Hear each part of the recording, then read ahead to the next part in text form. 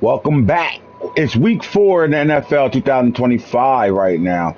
We are 3-0 right now. Prime to Houston, man. Deion Sanders, Coach Prime, taking this Super Bowl winning team in 2024, and they are very, very hot right now. Now, they're not the number one ranked team in the league. That is being held by his buddy. Yes, sir, his buddy, former offensive coordinator turned GM, head coach over at the Washington Commanders in the nation's capital, and Eric Bieniemy. He has his team at 3-0 right now. The Texans are right behind him at number 2 at 3-0, and you got the Rams, Giants are both 3-0. Now the Giants played in the Super Bowl last year, losing a big time game to the young Houston Texans team. They got some competition in their division right now. It's a 4-team division in the NFC East right now. We're going to go to that real fast and see what those Commanders are facing right now. Well, you got the Commanders 3-0 and the Giants 3-0, but the Eagles and both the Cowboys both have one wins right now. That doesn't mean that this is not the best division of football right now. It still is, in my opinion, and it's early for these two teams to really have two losses apiece right now. The Cowboys is up and coming as well as the Eagles. We love what they did over the last 2-3 seasons as far as free agency and drafting. They've been doing a really good job, as well as Jerry's World. They're doing a really good job over there. But the Giants are the defending NFC champions, period, right? And they're trying to get back to a Super Bowl to be able to put up better output than they did. But who's standing in the way? Bieniemy's way. No pun intended. The Commanders are doing a really good job right now. They did a hell of a job in the offseason. They started around week 8 last year when they made the hire. They did not make Bieniemy an intern. They made him the head coach going forward, and he started to blow it up right away. And the things he did going up until from week 8 all the way to the end of this regular season, and then what he did in the offseason and the draft was spectacular. The trades he made, the picks he got, players he acquired. This team is on their way right now, and this could be one of the most explosive teams in the NFC. With that being said, when you look at the NFC as a whole, though, you just take a look at the NFC as a whole. You got some really good teams sitting up here, right? 3 undefeated teams over here, and then you got the Bucks at 2-0, 2-1, Panthers 2-1, Packers 2-1. Some will say the best team in the NFC isn't really doing so well this year, right? Seahawks are sitting at 1-2 right now. They got a big time game against Coach Prime and this Houston Texans team. Let's take a look at where they at right now as far as teams meeting each other, as the Houston Texans travel to the 12th man to take on Lamar Jackson and the Seattle Seahawks. This roster is very good. Let's take a look at it, see how those Seahawks fare.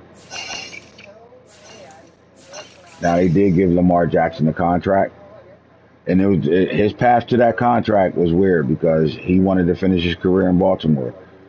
And he was noticed saying that he wanted to go not only stay in Baltimore, but bring a championship to Baltimore.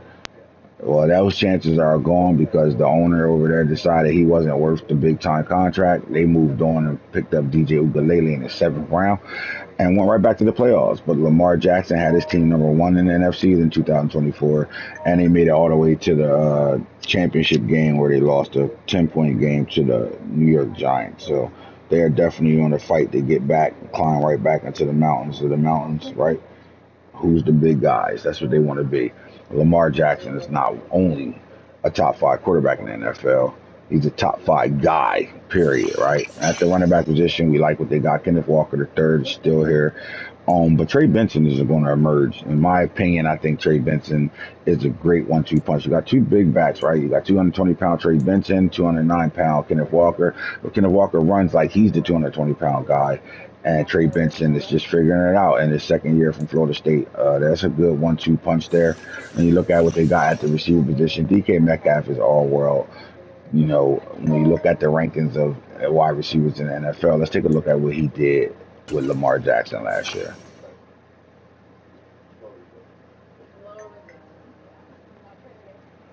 105 catches, averaged 14 yards a catch, 85.4 yards a game. He had 12 touchdowns, 1,400 yards last year. Really good season for him. He's on the rise now to become that guy. They're getting comfortable together, right? Comes down to reps and how they get together. Tyler Lockett, Tyler Boyd, and then once they drafted Antonio Williams, They took this receiving core, every last one of them. Tyler Scott's been here. They took every last one of them. They went to Florida with Lamar Jackson for the entire summer. These guys didn't go on vacations or anything like that. What they did was they locked in and got their timing and understanding together. Lamar Jackson does a really good job in the offseason to get his receivers together and really try and figure out how they want to attack, and learn each other to better move forward. I think that's the difference in Lamar Jackson. He's starting to get away from using his athleticness and all that ability of being the best dual threat quarterback we've ever seen outside of Michael Vick to being a guy that has the brain and the smarts of uh, Tom Brady or Peyton Manning, right? He's really turned his game into that. As he gets older and those legs start to slow down, although they haven't, but he's starting to turn himself into that guy where he's thinking from the pocket, right? Lamar Jackson's shown over the years that he can be a pocket passer.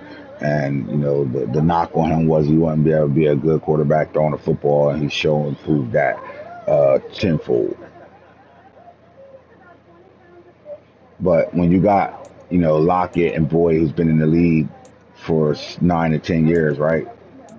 Lockett going on his 11th season, Boyd going on his 10th season.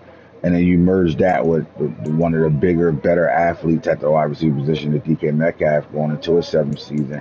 And then you bring in the two young guys, right? You let them guys all develop together. But where their strength is at, we love the fact that Jaheim Bell at the tight end position with Noah Fant. They got two tight ends. So Lamar is still in the kind of same system he was in with Baltimore Ravens. Really good run game, solid as receivers with an all-star at the receiver position.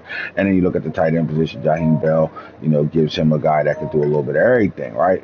Not only is he a guy that can win one-on-one matchups, he's definitely athletic enough to better do things. They could also put him in the backfield and do some fullback things with him, as well as, but he's a solid blocker. Now, solid average blocker, needs to get a little better at that. We know that, they know that, but the way they use him, they flex him out more than they use him as an end line. They use Noah Fant for that. They want Noah Fant to be the guy that's going to knock a head off in a blocking game. Look at the offensive line they dealing with. You got Charles Leno Jr.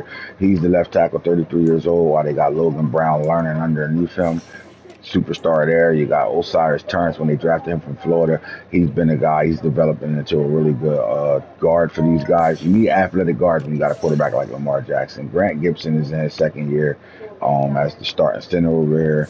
And you look at the right guard, Marcus Tate. He's in year 2 right now as well.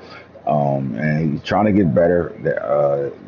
They say he needs to get a little bit better in pass blocking. He's a really good run blocker, though. And then at right tackle, they got young Johan Moheen from USC, and he's developing into something special along with Abraham Lucas there. So you look at the defensive side of things, BJ Ojulari is turning into a superstar over here. At the right end, Leonard Williams, big time right end. They use him at D tackle and at defensive end along with Yannick Njoku. At D tackles, they got Deron Payne from Washington, Jared Clark, two really, really good stout inside stuffing run D tackles. They're really good run D tackles, both of them. At the outside linebacker, Dallas Turner is going to be one of those guys that are a dog off the edge. Look and see what he did year 1, 15 and a half sacks, 70 tackles, 12 tackles for loss. This guy's an animal. He's turning into one of those all-pro guys. And thinking about all-pro, when you look at him, take a look at Dallas Turner, I think he is a Pro Bowl player already. Yes, sir. He got 1 Pro Bowl appearance. Man, he was the 10th pick overall last draft.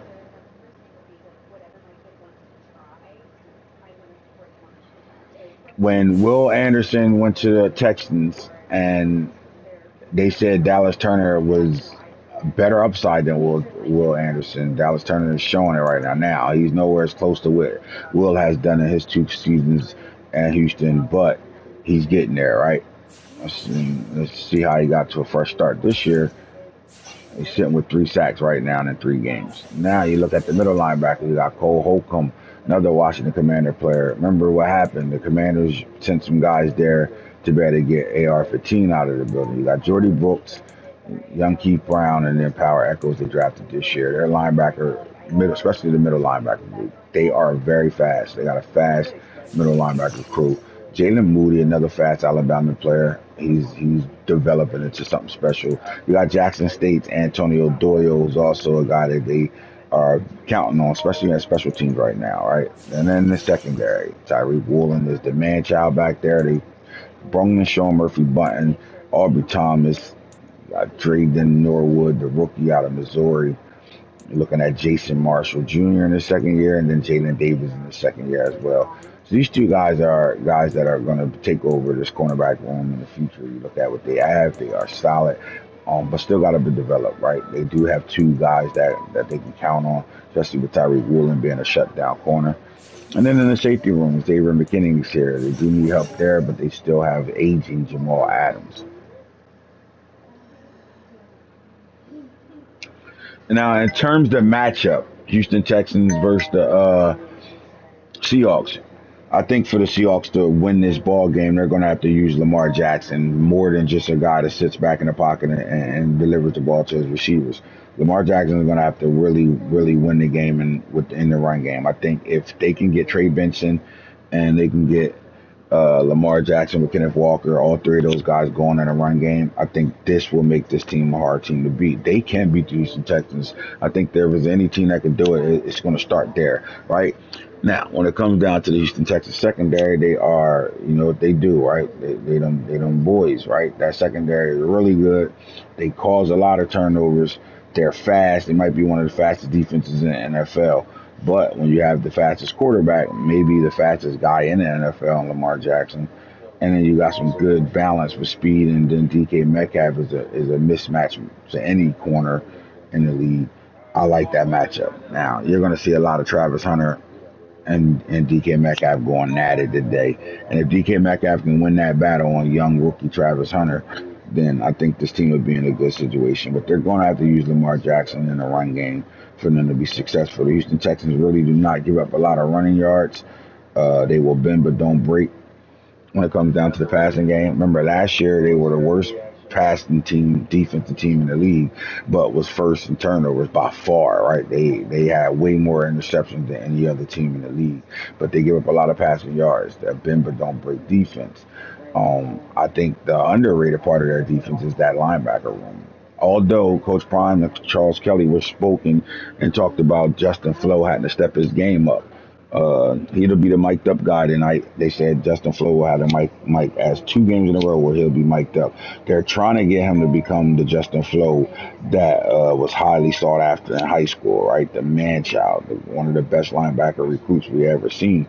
They're trying to get him to get back to that level of football. And it's hard when you got Moy Kennedy as the lead guy and at the middle linebacker level. But if there's anybody that can motivate a kid to get to the level they're looking for him to get to, is Coach Primetime. So let's look and see what Justin Flo does today, because he's going to be responsible for taking on these running backs, while Moy Kennedy is going to do a lot more spying on Lamar Jackson. So when we get back, Seahawks and the 12th man, Houston taking on Lamar Jackson and the Seattle Seahawks in Seattle.